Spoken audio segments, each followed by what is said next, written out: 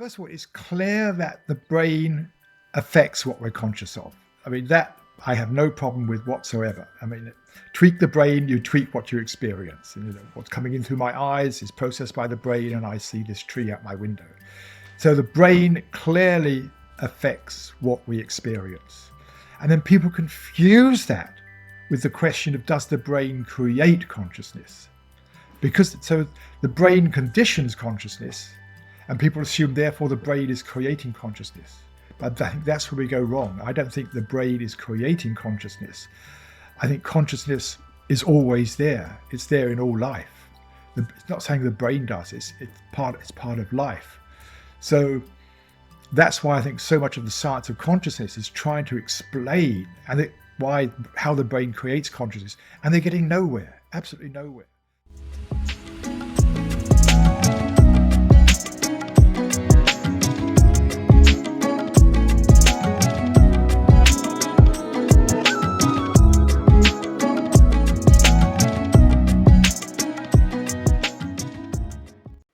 Welcome, everyone, to the Spiritual Forum. I'm so glad you're here. I am so excited about my guest today, but I'm just going to remind you really briefly about the Whole Planet Spirituality Retreat that I'm leading at Unity Village in October, the 17th to the 20th.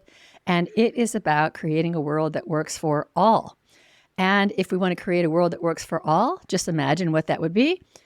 We have to create ourselves differently. Otherwise, we'll be just creating more problems out of the same consciousness. So we're going to be doing some inner work and sharing and lifting each other up and being in community. And we've got some great guest speakers. You can learn all about it at thespiritualforum.org/retreat. Now for my guest, Peter Russell. Peter's a leading thinker on consciousness and contemporary spirituality.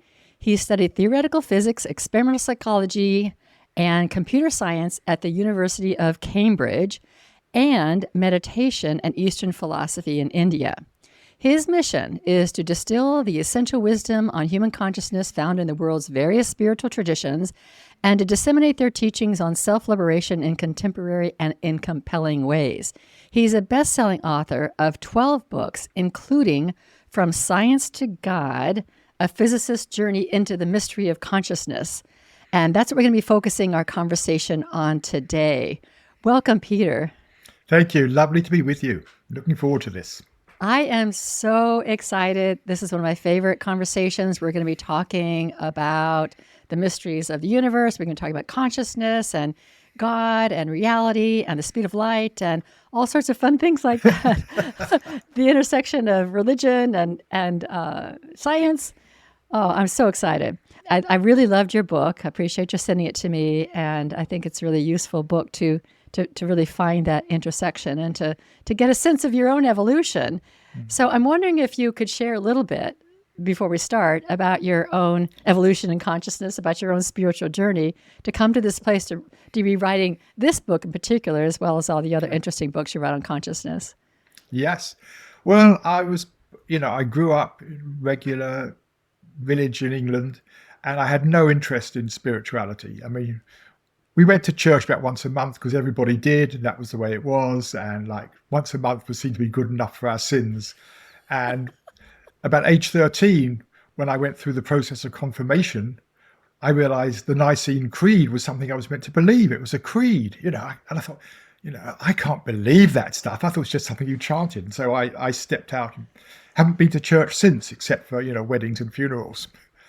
So I was a budding scientist. I loved science, mathematics particularly. And I went, as you said, to Cambridge University in England, and loved it and was doing well there. Mathematics for me is just fascinating because it describes how the universe works. It doesn't say what is there, but it describes how it works. And then came this time where I was sort of got more and more interested in mind and consciousness. It was always there, as a teenager, I was discussing, mind-brain problem, that sort of thing. And I realized no amount of physics, I was doing theoretical physics as well, no amount of theoretical physics and mathematics was going to explain why we were conscious. I mean, according to modern science, there shouldn't be consciousness. And yet, all of science, well, most of science takes place in consciousness. I mean, the experiments are out in the world, but our thinking, our hypotheses, our drawing conclusions, all of that stuff takes place in consciousness, in the mind. And yet science doesn't predict there should be a mind. It's like, what? There's something off here. Something weird. There's something incomplete about science. So I left that area, and as you mentioned, I studied experimental psychology, thinking that would help me understand consciousness, but nobody was interested. I learned a lot about the brain, how the brain works. I thought I wanted to do philosophy, but I discovered that philosophy was just the study of dead philosophers, and I wanted to, do philosophy to get my hand, or get my head in there. And about the same time, I started exploring meditation and realized the way you explore consciousness is not by sticking electrodes on the skull, but by going within and meditating. And that's what spiritual adepts and yogis and various traditions have done over the years, was actually to go back from the world and look at consciousness from the inside. And so I started exploring meditation and got really fascinated by TM, Transcendental Meditation, which really helped me and worked for me, and went out to India and to study with the Maharishi, who was the person who founded Transcendental Meditation, which is the one the Beatles got into and got very popular back then. And I think a couple of things happened to me in India. One was I realized there was something to spirituality after all. Not to religion so much, but spirituality. And I realized that underneath all the traditions was the same basic awakening that was happening, whether you call it, awakening to one's true self, stepping out of various mindsets about the world, materialism, but they're all talking about the same sort of awakening. And I became fascinated by that and realized, all the different religions were actually founded on the same basis, although over time they become very different and they argue about which one is right. And I was taking the feeling, well, they're all right deep down. And so what is that? And as you mentioned in the introduction, I became fascinated by just really beginning to distill what that essence was. And that's been really part of my life since then. And the other thing I realized was there's so much going wrong in the world. And this was back then, this was 50 years ago. But whether it was socially, the environment, whatever, politically, and so many of these problems came back to human values, human decisions, human consciousness. And we would, try to solve the problems out there, which is great. We need to do that and look at the environment. But no one was asking is, why do we cause these problems in the first place? What's wrong with our consciousness? And it struck me that as well as doing whatever we can do on the outside, we need to actually, look within and deal with what is the root cause here. And so that really motivated me to further this exploration of what is the essence of spirituality. And I came back from India. I set up a meditation center in Cambridge and ran that for a while. I did some research into university into the psychology of meditation and physiology, and then started writing. My first book was on the global brain, which was really about looking at the evolution, the spiritual evolution of humanity and where we fit into the bigger picture. And during, over the years, I've explored other practices and got very involved in A Course in Miracles at one stage, which I found really helpful. I think it's a deep, deep teaching there, and explored Buddhist teachings as well. And now I sort of have my own practice and things, but that's very briefly how I got here. But basically that thread has been there all my life. Just what is spirituality? What is it all about?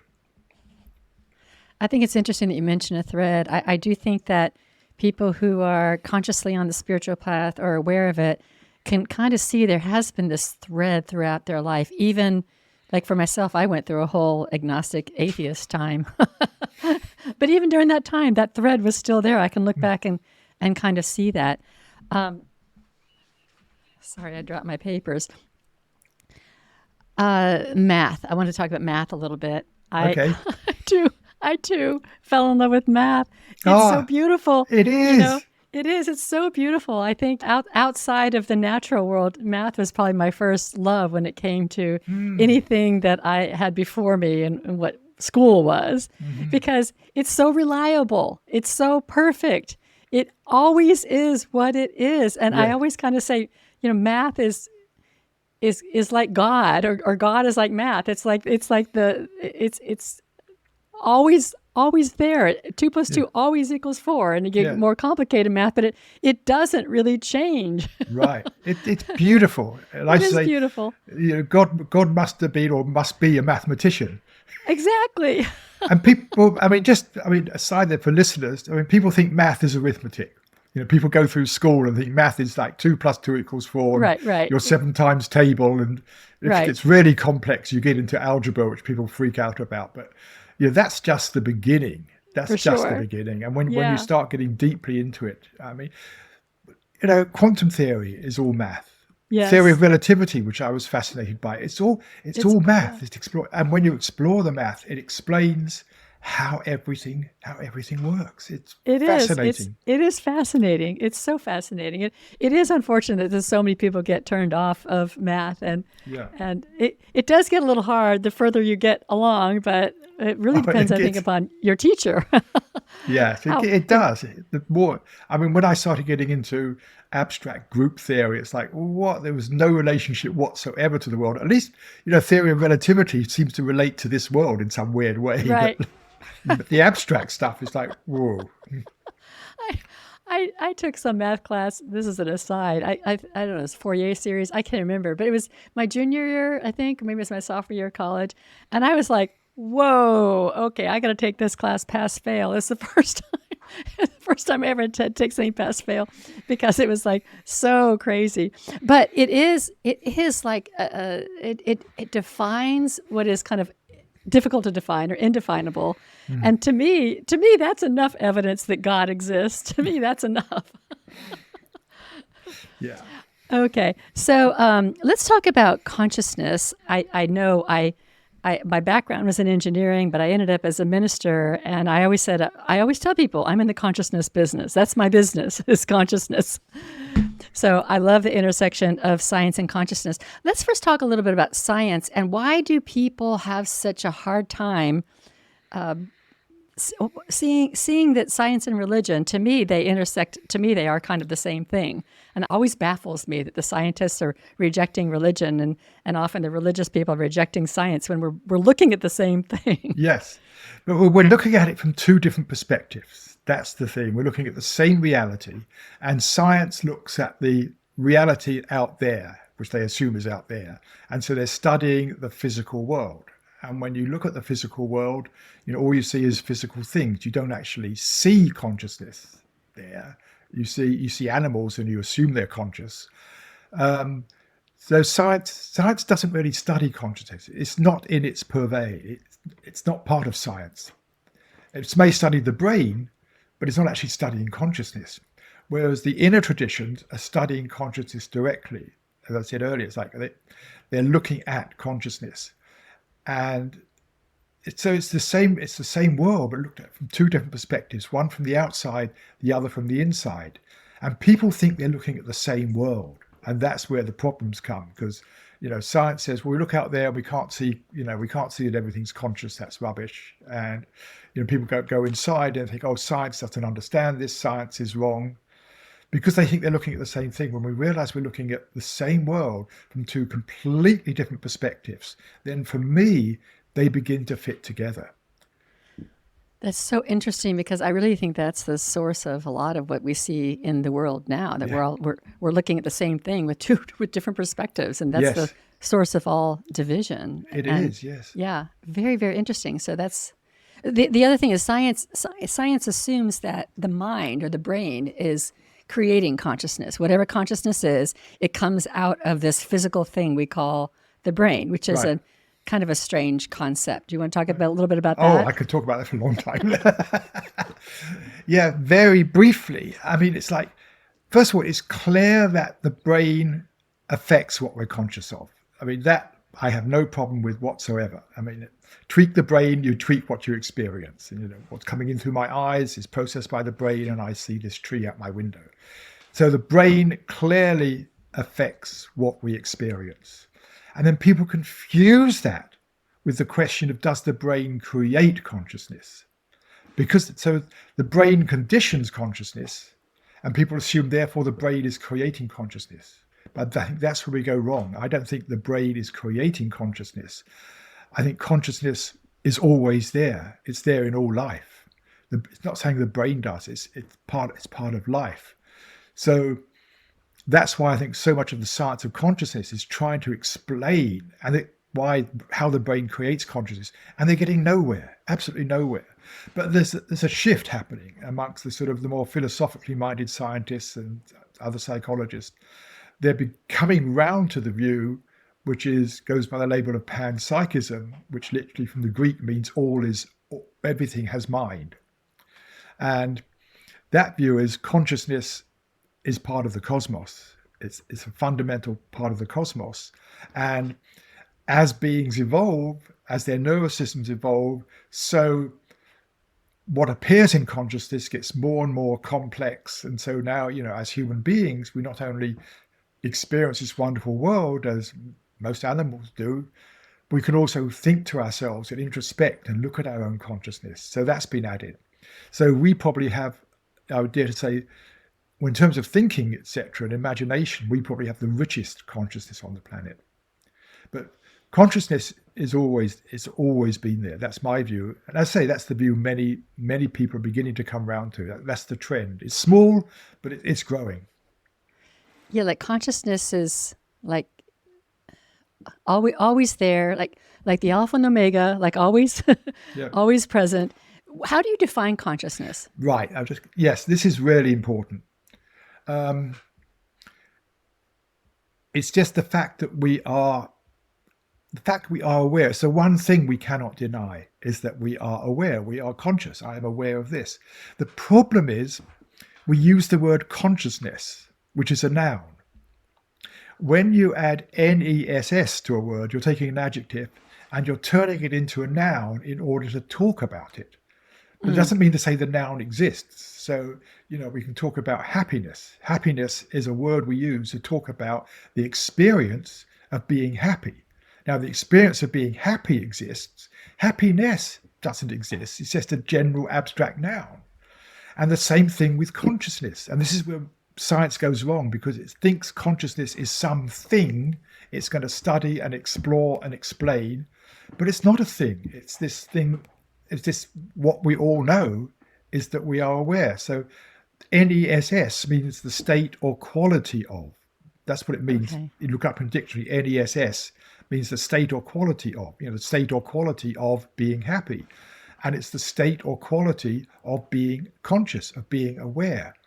And that we all know. It's probably the only thing I know for sure is that I am conscious. I mean, I could be sitting in the Matrix right now, and this could be all some virtual reality, but I am here experiencing it. So to me, consciousness is referring to that fundamental inner truth, rather than consciousness being something out there we're trying to discover. Yeah. It's interesting to think about that. So, like, a typical scientist then would want to study consciousness as something that's out there, something that we can kind of put in a box and test. Yeah. Yes. Interesting. And that's the whole wrong approach, because we use the noun, and so we think it's another thing to study. Well, it isn't a thing that studies. It's that which is aware of everything, which is just doing the studying, if you like. Yeah, and it's interesting that you also remind us that science and math and reading, everything that we do is within consciousness. It's within our awareness. Right. It's not a product of it. It is all taking place within our awareness. And this materialism, this material paradigm that we kind of live in, is what would cause people to think that consciousness is something that the brain produces. And then you also point out that the brain is I think this is a quote from your book. They are attempting to accommodate the anomaly of consciousness within a worldview that is intrinsically materialist. We should be developing a new worldview in which consciousness is a fundamental component of reality. So we're within this material paradigm trying to kind of lasso this thing called consciousness, and you can't. Right. And yet the whole material paradigm is in consciousness. Yeah. But it's That's also so interesting. Yeah. Yeah. And also, just an aside, the science and consciousness come from the same root, the same Latin root, which is the verb scire, to know. So science is about knowing, and the whole thing about science is what do we know? How do we know?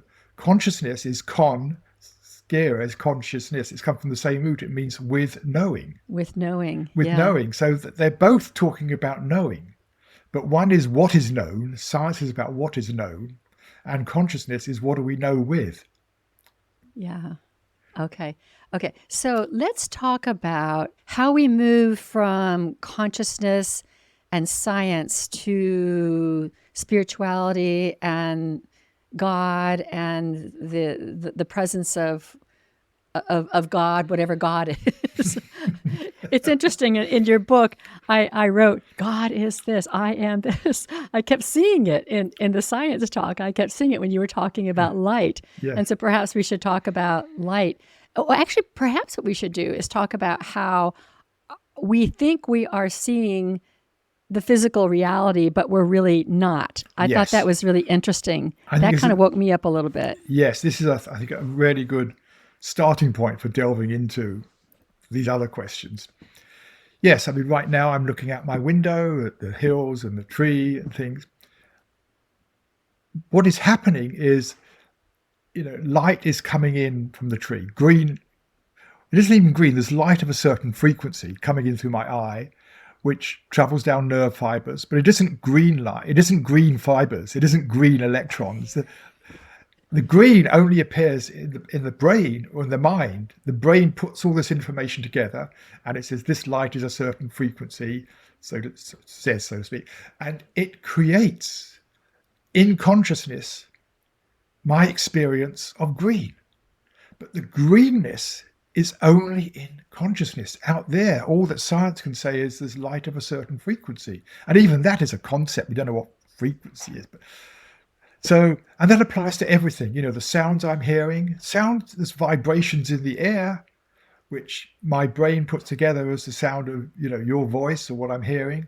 And it integrates it all into this, surround sound, three-dimensional, touchy-feeling reality, so we are living in our own virtual reality created by the brain. And that's absolutely fundamental. And in that sense, everything we know is in consciousness. Everything we know about the world, whatever it is, our ideas, our experience, is all appearing in our own consciousness. And this is why I said earlier, the brain conditions consciousness. The brain puts it all together, and in ways which we may never understand, this happens.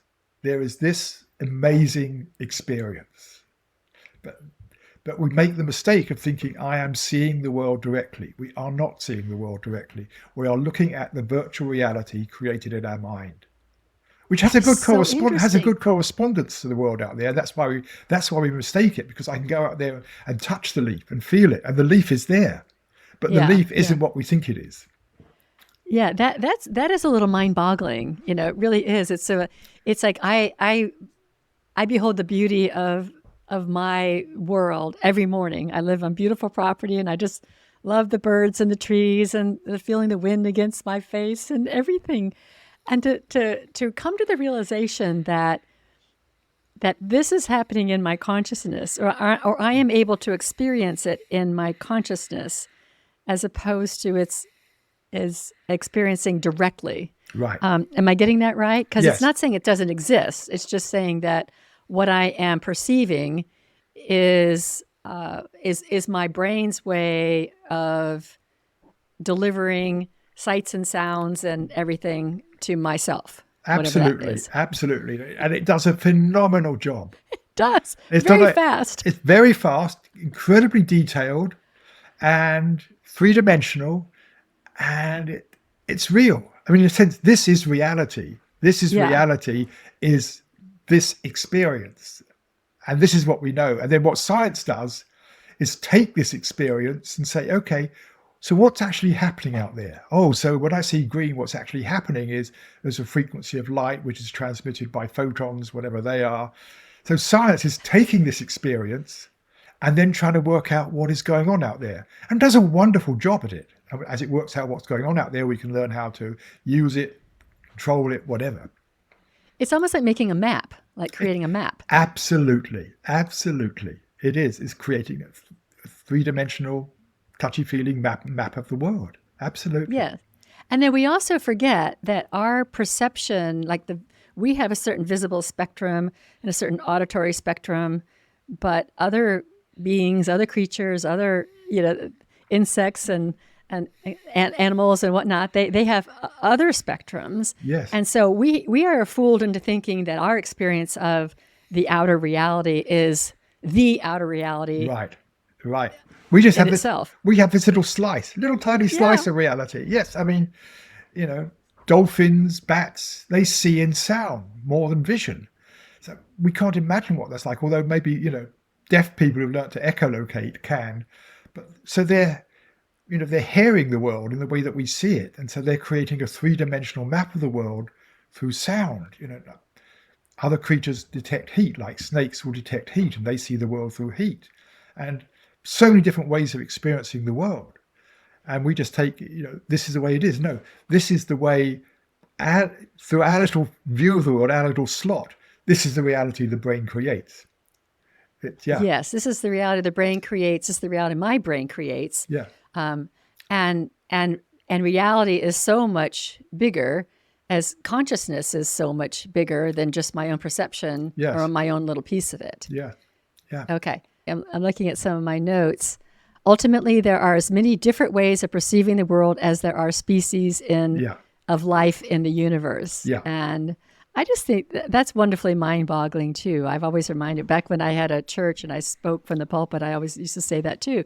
Like to me, God, which we'll talk about our definitions of God later, but would have access to all of that, not just our little, Right. or is all of it, Right. is all of it. Right. So let's step into how our perceiving reality and science and how that's going to get us to the intersection. Yeah. Yeah. I had a couple of thoughts as you were talking about that. Well, I think a good way in is talking about the self, the I, because this is fundamental.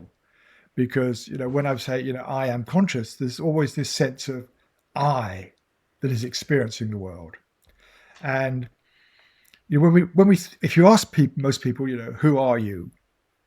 They'll start off, I am Peter Russell. Probably that's the first thing we actually learn is our name. I am male. I am British. Well, I'm also American now. I am this. I have degrees in this. I'm a writer, stuff. And you can go on for hours. All the sort of things. These are the things we identify with. The question is, what is the I that has the name Peter Russell, that is British, etc., etc.? What do we actually mean by I? Not the persona we put out to the world and all the things we've done in our history and all our likes and all that stuff. What do we actually mean by I? And that is, I think, the essence of a lot of the mystical, spiritual quests, is looking within and realizing, yes, there's this whole world I'm experiencing, but what is experiencing it? What is the I? And this I is something which, in a way, we all know but never notice. It's the same sense of I that was there yesterday, last year, all the way back through my life. I can remember how I was when I was 8 years old, say, and what I was doing. My understanding of the world, my beliefs, my values, my identity, all of that has changed and is always changing. But what is that sense of I, that sense of being that's always there, always the same, and is so familiar, but we never actually notice it because our attention is always on what's happening, what we're doing, what we're thinking, what we want, etc. Our attention is like the eye is paying attention to all these different things. But what is the eye that's paying attention? That's the fascinating inner quest, I think, of the mystics. And what they say again and again is it's really not a thing. It's really it's the label we give to being conscious. Yeah. So I is the label we give to being aware, to being conscious. That's what it is. It's not a thing. People look for thing. And I think the realization is, here I am that which is aware. I am that which is aware of all this. It's not, you can't find it, but you know it. It's so familiar. And that's why I think, one of the roles of meditation is, as the mind settles down, becomes quieter, and we're less engrossed in all the thoughts and other stuff, this sense of being, and that's what it really is, the sense of being becomes more apparent. And it's interesting. I mean, we say, I am. I am is the first person of the verb to be, the verb to Yes. being. And I sometimes quip, it's not so much I am, because that assumes there is an I that is. It's just amming, being. Amming is the first person experience of being. So it's just like, that's what we're talking about. And that to me is the real sort of core of consciousness, of being conscious, and the core of, I think, all the great, talking about what is the essence of all the great traditions, I think they've all been pointing to this. Yeah. I mean, I am is in the Bible. That was the burning bush. Who was speaking? I am that I am. I am that I am. And it's like, and it's Right. interesting, there's two different verbs used in the original. Is I am that sense of I amness. That's what I am. Right. I am that sense of I amness. I am amming. Yeah, I am amming. Yes, I am. I'm amming. And then the other thing that I think is really interesting is the book of John, where Jesus is said to be saying, I am this, I am this, I am that. And I've always thought that I've always thought Jesus was probably, he was probably very, very in tune with the great mystery. Yeah. And probably accessed it directly through meditation and all of life experience. And I think he was trying to describe what the I am is. Yeah. So rather than saying, I am the bread of life, I am the light of the world, I am the vine, he's saying, I am is the light. Exactly. I am is the vine. Yes. I am is bread. Yes. I think that's what he was trying to tell people. I think so. And I've been fascinated by the Gospels, and particularly by the Gospel of St. Thomas, part recently discovered, because that is much more clearly showing that he was teaching on two levels. There's the external level, which is, about the world, and the internal level. And so many spiritual teachers do that. They teach on two levels. And so the outer level carries the internal teaching. And I see that again and again and again. I and the Father are one. It's like I am. It's not that, I am. Well, if you go into, we're all the son of the divine. We're all daughter, or whatever gender you want to use. Yes. My beingness is part of the divine. Yes. I am in the divine. The divine is in me. There's really no distinction. Right. And I think that was the teaching as well. That was the teaching as well. And so, many mystics, they summarize it all as the phrase of I am God. That doesn't mean that I, Peter Russell, am the guy who created the universe and is running it all.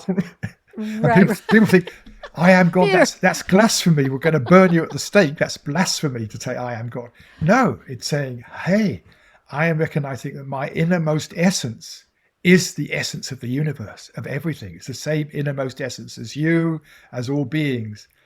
And so the innermost essence of the universe, I connect with when I connect with my own innermost essence. Yes, and this, I think, I don't want to jump too much to the end of your book, but it is my conclusion too, that if we just had an inkling of that, if we just had an inkling of who we really are, everything we would do in this outer world out here would be completely different. Yes. And more aligned with the truth that we are divine beings, that we have this light in us, that we are light, that we are connected at this amness that you're Yes. talking Yeah. about. Yeah. Yes. Yeah. And coming back to talking about the individual, the ego self, because that's all we really are conscious of, all we know is, and the ego self is always wanting to be seen, to be known, to prove it's right, to be in control of the world, to get things the way we want it. We are so busy, engrossed in the ego world, and that's where things start going wrong. And so if we can begin to discover this deeper nature in ourselves, the ego has less of a hold on us. And so we're then less, caught up in trying to manipulate things or manipulate people or get what we want. Do you think, this is kind of outside your book, but with the stuff that's happening in the world, like around artificial intelligence and chips in the brain and things like that, and we can create eternal life medically, these kinds of things that I think are on the horizon if they're not already here. To me, these are happening either intentionally or just because they are, to kind of, it doesn't really matter why. We're being pulled outside of ourselves into, we can have this eternalness out there with something they call science when it's already in here. Yeah, yes. I think in a way, what we're looking for, this is being very general about it, what we're all looking for ultimately is to be at peace, to feel okay, to be happy, whatever it is. And our whole society is geared towards this belief that in order to be happy, you've got to get the world right. The reason you're not happy is there's something is wrong, there's something you don't have, or you have it, but you might lose it. Whatever it is, that's the sort of belief system that runs our culture.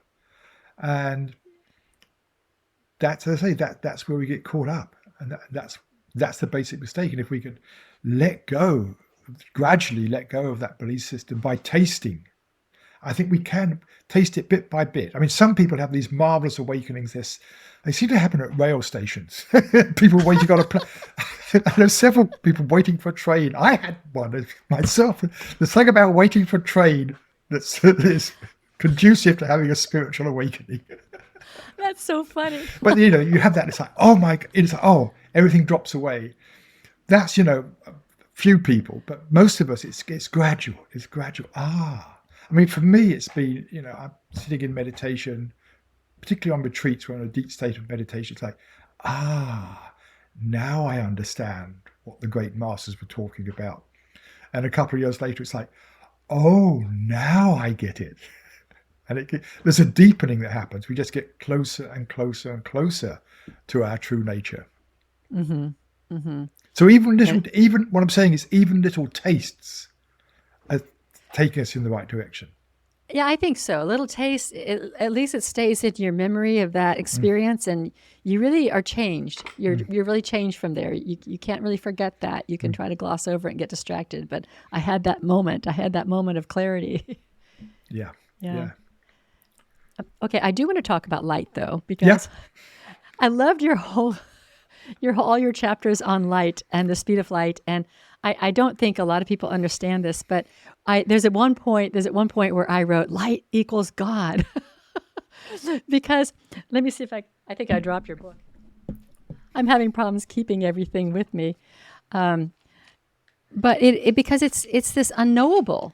It is unknowable that you've got a little paragraph on how unknowable light is, and that at the speed of light, that it is a constant, it doesn't change, and if you travel at the speed of light, that time disappears, and like length disappears. All the things that we know about the physical world, the time-space continuum, doesn't really exist. It's just presence, and then you can't really describe light. And you say we never see light itself. The light strikes the eye. Light strikes the eye is known only through the energy it releases. Our minds find it so hard to comprehend the nature of light. It may well be that we will never be able to make sense of it. With light, we may have reached the threshold of knowability. And all the descriptions about light are the same kinds of descriptions that we use about God. Yes. There's this there's this presence, there's timelessness, unchangeability, an unknowingness, a beyond our ability to comprehend. And that's where I was like, light equals God. Now, I'm not sure that's the conclusion that you make in your book, but that was so interesting to me when I think about science and light and the speed of light and what is light. We don't really understand a lot of things we think we do. Right. And all the descriptors seem to be the same to me. Yes, exactly. That's what I was pointing to. And I mean, to get into it, or, really requires getting into special theory of relativity, which was my speciality when I was into theoretical physics. But you're right. I mean, without going into all the mathematics, the faster you go, the slower time goes and distances get shorter. So if you're traveling at the speed, and we can't, as material beings, we cannot, only something without any mass, which is a photon, can actually travel at the speed of light. But at the speed of light, time disappears. And people say, oh, well, that doesn't mean anything because we can't travel at the speed of light. No, but light can. So Yes. if you take from light's perspective, there is no time, there is no space in the direction of travel, there is no mass. So light exists outside of the world of space, time, and matter.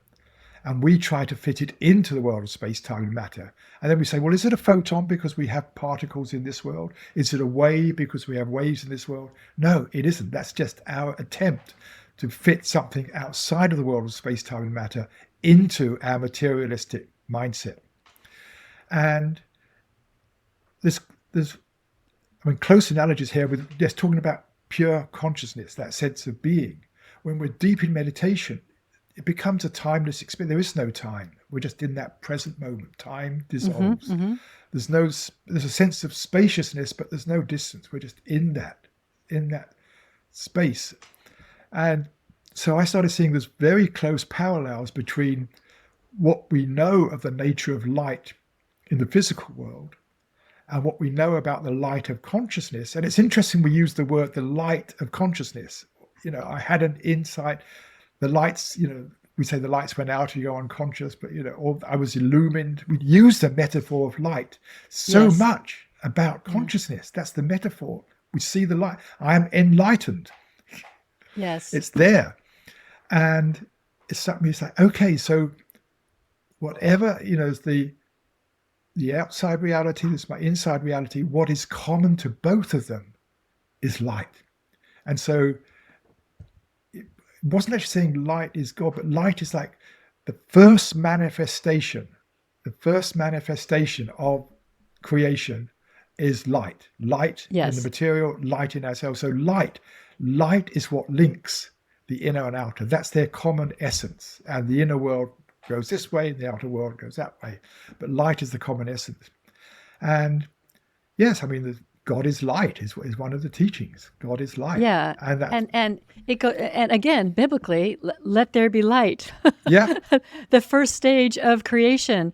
It is interesting to think that these ancient scriptures, which a lot of people take as literal, other people take as metaphorical, but there's some spiritual message in there that is like like you said, they're talking at great teachers are talking at two different levels or two different perceptive levels, and I think you see that in the scriptures as well. I mean, you can read one thing into it, but this let there be light, the beginning, in the beginning, let there be light. It is the beginning. Yeah.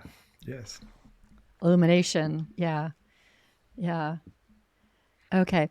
All right. So, what do you think we need?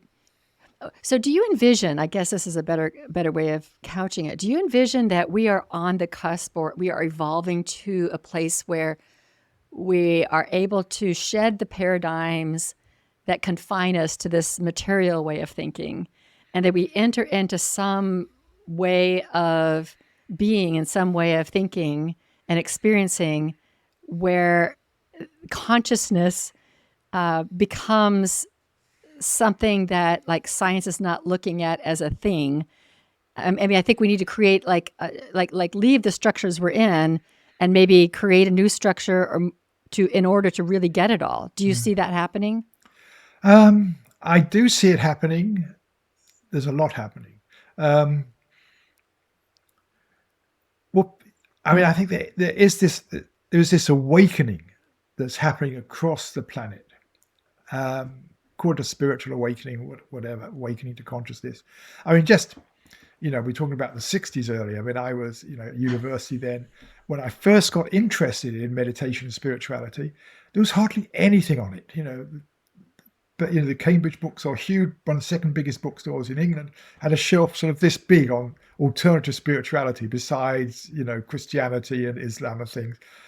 And now, any moderate-sized town or village has a bookstore devoted to that, and videos and audios and all this stuff. And all over the internet, there's, you can find courses. Mm-hmm. All of this has come in the last 60 years through people discovering for themselves, talking about it, you sharing your ideas, I share my ideas, we all learn from each other. And so there's been this acceleration in awakening. And that acceleration is going to keep continuing because it's what people want. And as we're fine-tuning it, we're understanding better and better what it's all about. And that's why I think more and more different teachers are all sounding the same.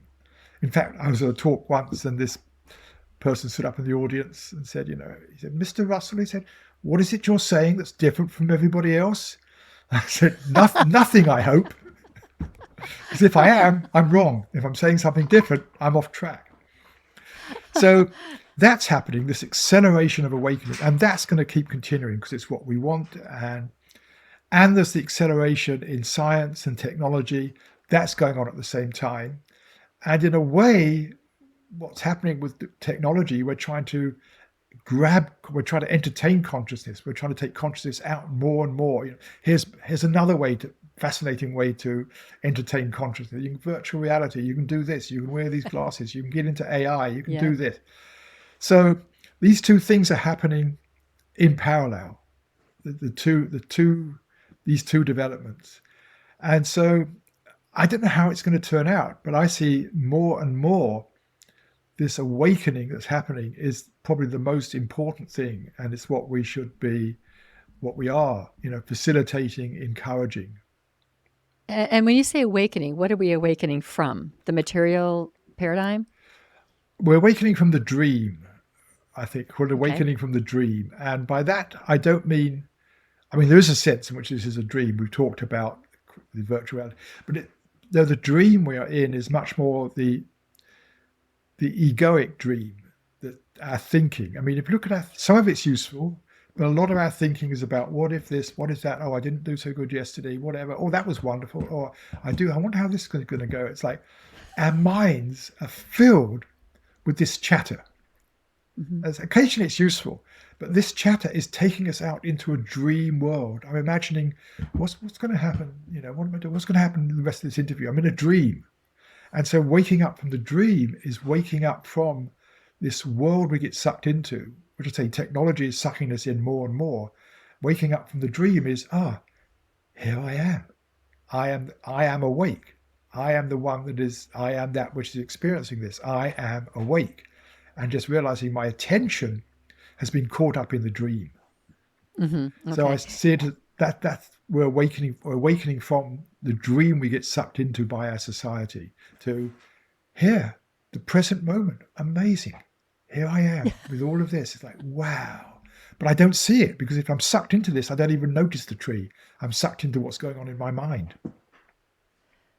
Yes. And as we awaken, then all of the stuff out there that seems so important, the political stuff, the election stuff, the whatever we have, the sound bites are taking our attention.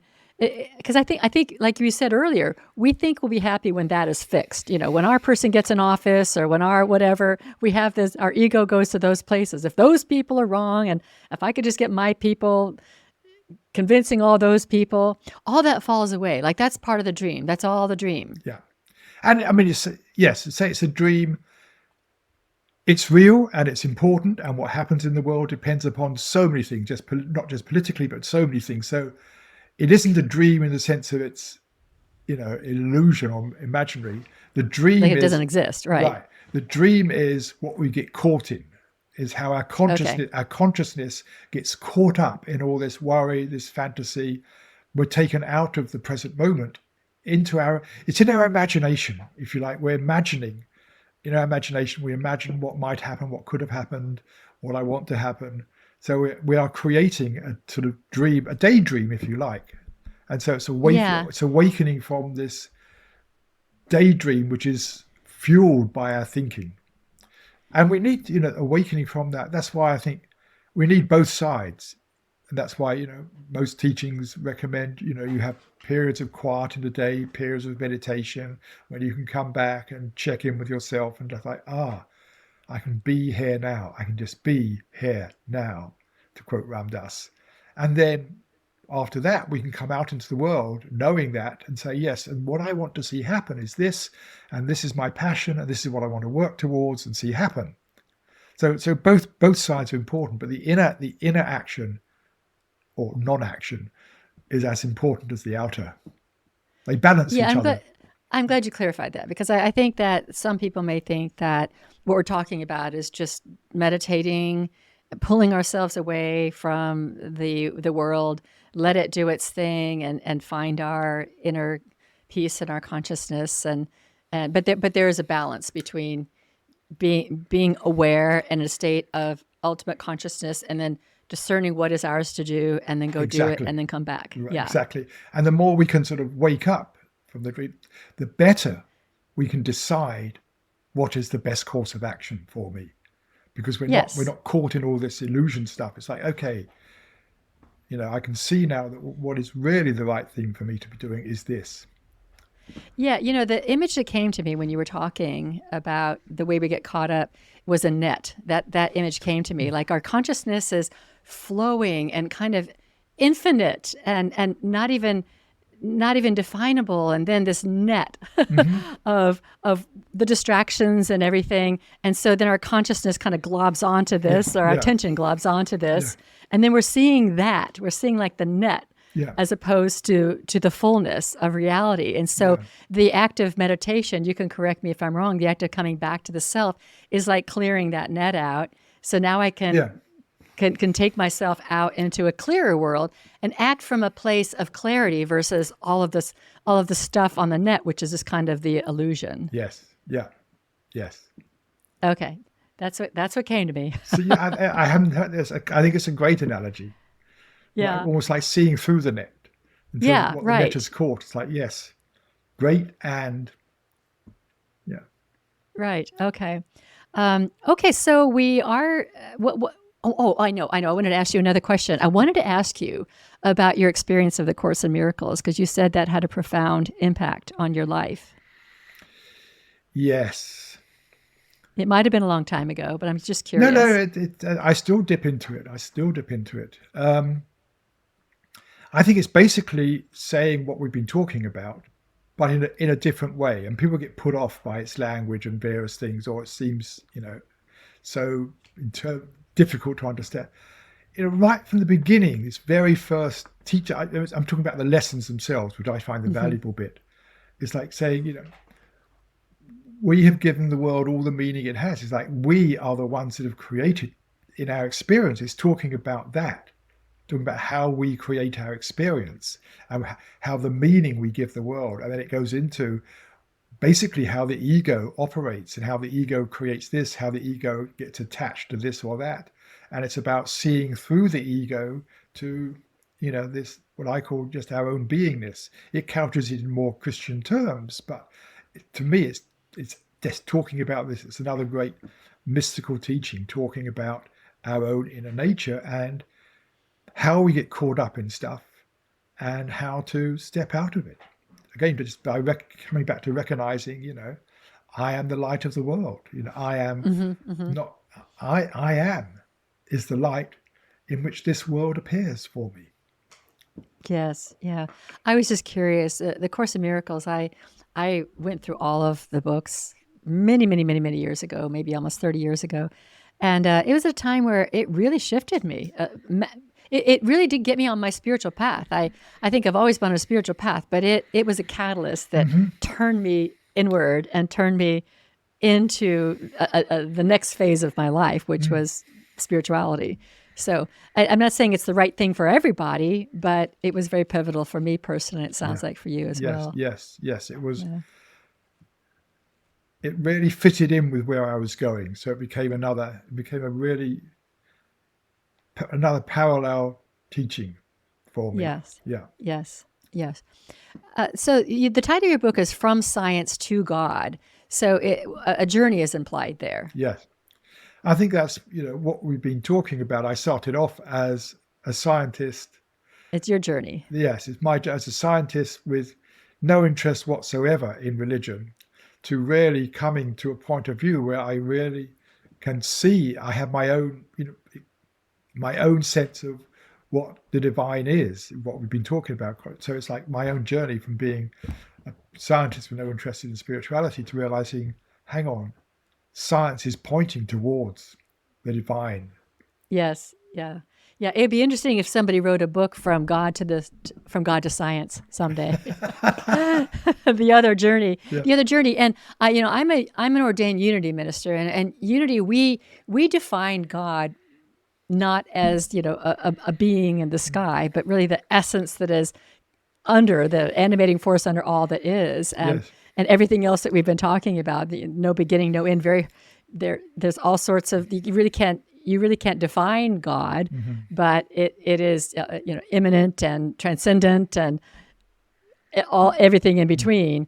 And so this is not a big step for me. And I had a science background too, so I loved finding a theology where God can easily be defined within scientific terms.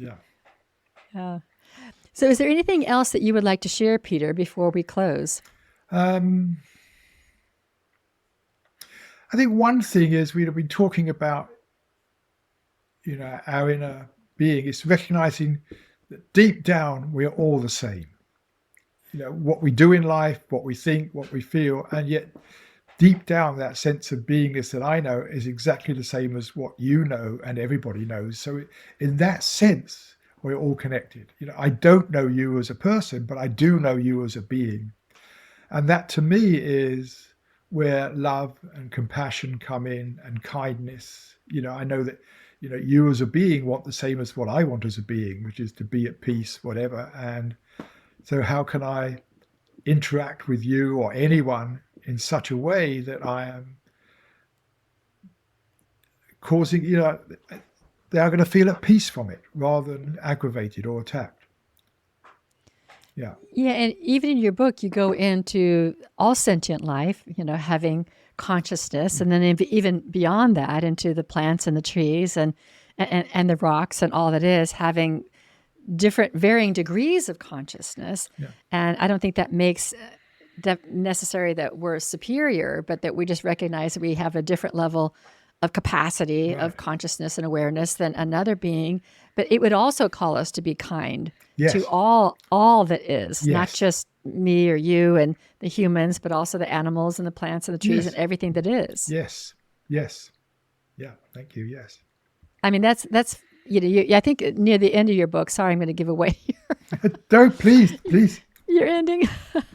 The source of all our problems. I know this isn't even a quote, but maybe it is. The source of all our problems is our lack of knowledge of the inner realms. Yes. And I can't remember if that was a quote or if that was just something that I had written down from what you had said. But we're not paying attention to the inner realms, and I think that is what we are being called to do at this juncture, probably at every juncture. But like you said, 50 years ago, it seemed like it was really called for back then, but it's still being called.